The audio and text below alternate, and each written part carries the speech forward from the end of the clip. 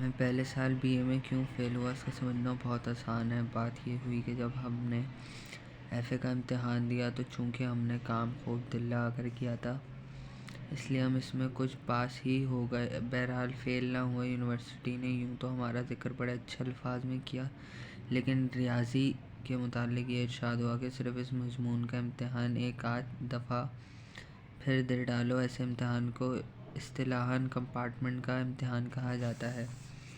اب جب ہم بی اے میں داخل ہونے لگے تو ہم نے یہ سوچا کہ بی اے میں ریاضی لیں گے، اس طرح سے کمپارٹمنٹ کے امتحان کے لیے فالتو کام نہ کرنا پڑے گا، لیکن ہمیں سب لوگوں نے یہی مشورہ دیا کہ تم ریاضی مت لو۔ جب ہم نے اس کی وجہ پوچھی تو کسی نے ہمیں کوئی معقول جواب نہ دیا، لیکن جب پرنسپل صاحب نے بھی یہی مشورہ دیا تو ہم رضامند ہو گئے۔ چنانچہ بی اے میں ہمارے مضامین انگریزی، تاریخ اور فارسی قرار پائے۔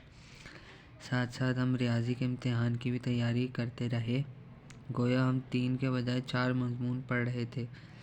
اس طرح سے جو صورتحال پیدا ہوئی اس کا اندازہ وہی لوگ لگا سکتے ہیں جنہیں یونیورسٹی کا امتحانات کا کافی تجربہ ہے۔ ہماری قوت مطالعہ منتشر ہو گئی اور خیالات میں پراگندگی پیدا ہوئی۔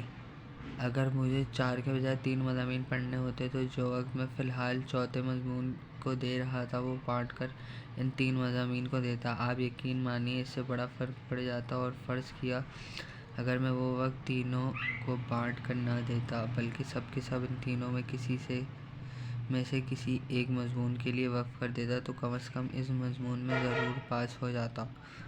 لیکن موجودہ حالات میں تو وہی ہونا لازم تھا جو ہوا، یعنی یہ کہ میں کسی مضمون پر بھی کما حق توجہ نہ کر سکا۔ کمپارٹمنٹ کے امتحان میں تو پاس ہو گیا، لیکن بی اے میں ایک تو انگریزی میں فیل ہوا، وہ تو ہونا ہی تھا کیونکہ انگریزی ہماری مادری زبان نہیں۔ اس کے علاوہ تاریخ اور فارسی میں بھی فیل ہو گیا۔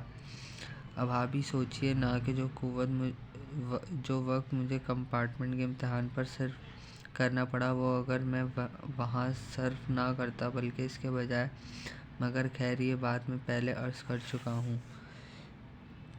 فارسی میں کسی ایسے شخص کا فیل ہونا جو ایک علم دوز خاندان سے تعلق رکھتا ہو لوگوں کے لیے از حد حیرت کا موجب ہوا، اور سچ پوچھیے تو ہمیں بھی اس پر سخت ندامت ہوئی، لیکن خیر اگلے سال یہ ندامت دھل گئی اور ہم فارسی میں پاس ہو گئے۔ اس سے اگلے سال تاریخ میں پاس ہو گئے اور اس سے اگلے سال انگریزی میں۔ اب قاعدگی کی روح سے ہمیں بھی اس کا سرٹیفکیٹ مل جانا چاہیے تھا، لیکن یونیورسٹی اسے طفلانہ ضد کا کیا علاج کہ تینوں مضمونوں میں بیک وقت پاس ہونا ضروری ہے۔ بعض طباع ایسے ہیں کہ جب تک یکسوئی نہ ہو مطالعہ نہیں کر سکتی۔ کیا ضروری ہے کہ ان کے دماغ کو زبردستی کھچڑی سا بنا دیا جائے؟ ہم نے ہر سال صرف ایک مضمون پر اپنی تمام توجہ دی اور اس میں وہ کامیابی حاصل کی کہ شاید باقی 2 مضمون ہم نے نہیں دیکھے، لیکن ہم نے تو یہ ثابت کر دیا کہ جس مضمون میں چاہیں پاس ہو سکتے ہیں۔ اب تک تو 2 مضمونوں میں فیل ہوتے رہے، لیکن اس کے بعد ہم نے تہیہ کر لیا کہ جہاں تک ہو سکا اپنے مطالعے کو وسیع کریں گے۔ یونیورسٹی کی بیہودہ اور بے معنی قواعد کو ہم اپنی مرضی کے مطابق نہیں بنا سکتے تو اپنی طبیعت پر ہی کچھ زور ڈالیں، لیکن جتنا غور کیا اس نتیجے پر پہنچے کہ 3 مضمونوں میں بیک وقت پاس ہونا فی الحال مشکل ہے، پہلے 2 میں پاس ہونے کی کوشش کرنی چاہیے۔ چنانچہ ہم پہلے سال انگریزی اور فارسی میں پاس ہو گئے اور دوسرے سال فارسی اور تاریخ میں۔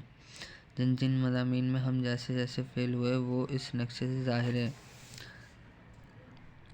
گویا جن طریقوں سے ہم 2 مضامین میں فیل ہو سکتے تھے وہ ہم نے سب پورے کر دیے۔ اس کے بعد ہمارے لیے 2 مضامین میں فیل ہونا ناممکن ہو گیا اور ایک مضمون میں فیل ہونے کی باری آئی۔ چنانچہ اب ہم نے مندرجہ ذیل نقشے کے مطابق فیل ہونا شروع کر دیا۔ اتنی دفعہ امتحان دے چکنے کے بعد جب ہم نے اپنے نتیجوں کو یوں اپنے سامنے رکھ کر غور کیا تو ثابت ہوا کہ غم کی رات ختم ہونے والی ہے۔ ہم نے دیکھا کہ اب ہمارے فیل ہونے کا صرف ایک ہی طریقہ باقی رہ گیا ہے، وہ یہ کہ فارسی میں فیل ہو جائیں، لیکن اس کے بعد تو پاس ہونا لازم ہے۔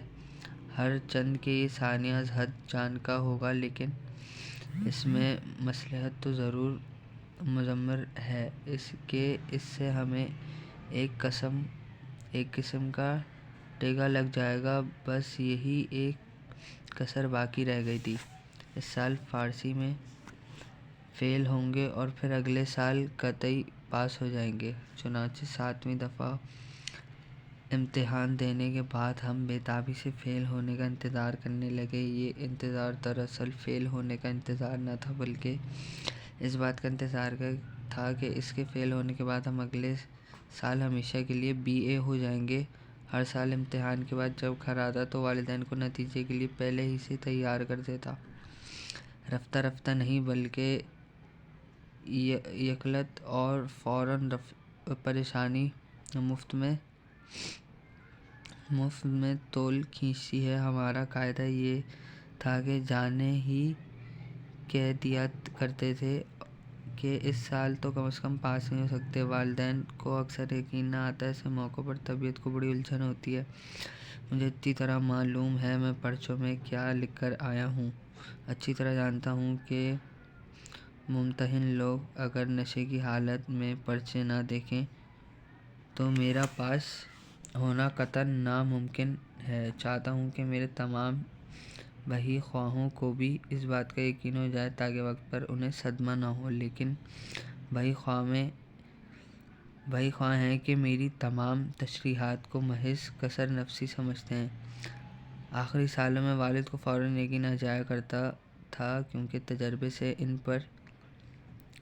پر ثابت ہو چکا تھا کہ میرا اندازہ غلط نہیں ہوتا۔ لیکن ادھر ادھر کے لوگ اجی نہیں صاحب، اجی کیا کر رہے ہو، اجی یہ بھی کوئی بات ہے، ایسے فکروں سے ناک میں دم کر دیتے۔ بہرحال اب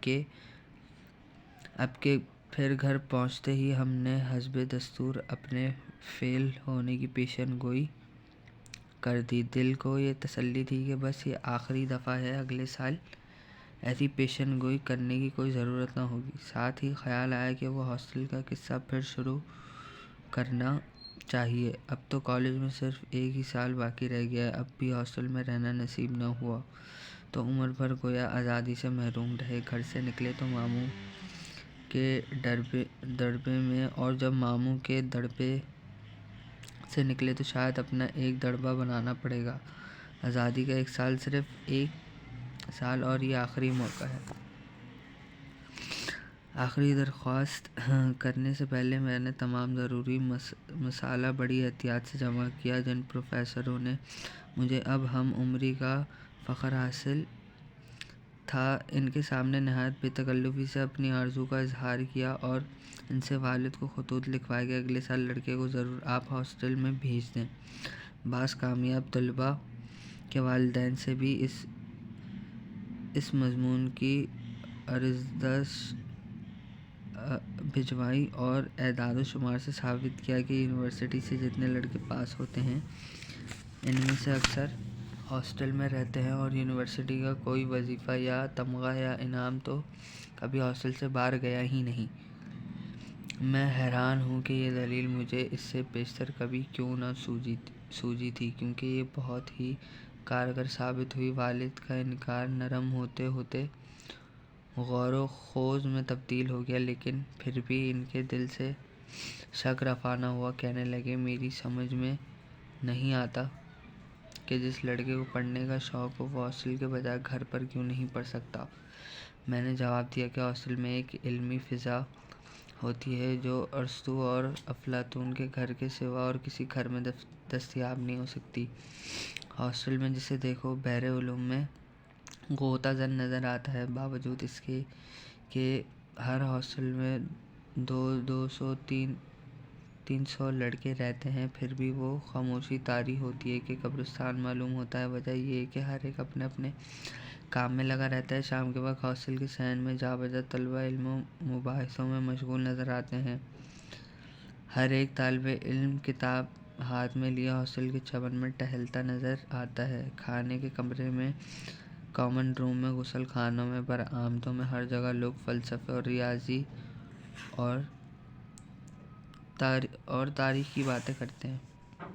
جن کو ادب انگریزی کا شوق ہے وہ دن رات آپس میں شیکسپیئر کی طرح گفتگو کرنے کی مشق کرتے ہیں۔ ریاضی کے طلبہ اپنے ہر ایک خیال کو الجبرے میں ادا کرنے کی عادت ڈال لیتے ہیں۔ فارسی کے طلبہ رباعیوں میں تبادلہ خیالات کرتے ہیں۔ تاریخ کے دلدادہ والد نے اجازت دے دی، اب ہمیں یہ انتظار کہ کب فیل ہوں اور کب اگلے سال کے لیے عرضی بھیجیں۔ اس دوران ہم نے تمام دوستوں سے خط و کتابت کے جن کے متعلق یقین تھا اگلے سال پھر ان کی رفاقت نصیب ہوگی اور انہیں یہ مصدع سنائیں گے کہ آئندہ سال ہمیشہ کے لیے کالج کی تاریخ میں یادگار رہے گا، کیونکہ ہم تعلیمی زندگی کا ایک وسیع تجربہ اپنے ساتھ لیے ہاسٹل میں آ رہے ہیں، جسے ہم طلبہ کی نئی پود کو مستفید فرمائیں گے۔ اپنے ذہن میں ہم نے ہاسٹل میں اپنی حیثیت ایک مادر مہربان کی سی سوچ لے کے ارد گرد نہ تجربہ کار طلبہ مرغی کے بچوں کی طرح بھاگتے پھریں گے۔ سپرنٹنڈنٹ صاحب کو، جو کسی زمانے میں ہمارے ہم جماعت رہ چکے تھے، لکھ کر بھیجا کہ ہم ہاسٹل میں آئیں گے تو فلاں فلاں مراعات کی توقع آپ سے رکھیں گے اور فلاں فلاں قواعد سے آپ کو مستثنیٰ سمجھیں گے۔ اطلاعاً عرض ہے اور یہ سب کچھ کر چکنے کے بعد ہماری بد نصیبی دیکھیں کہ جب نتیجہ نکلا تو ہم پاس ہو گئے۔ ہم پہ جو ظلم ہوا سو ہوا۔ یونیورسٹی والوں کی حماقت ملاحظہ فرمائیے کہ ہمیں پاس کر کے اپنی آمدنی کا ایک مستقل ذریعہ ہاتھ سے گنوا بیٹھے۔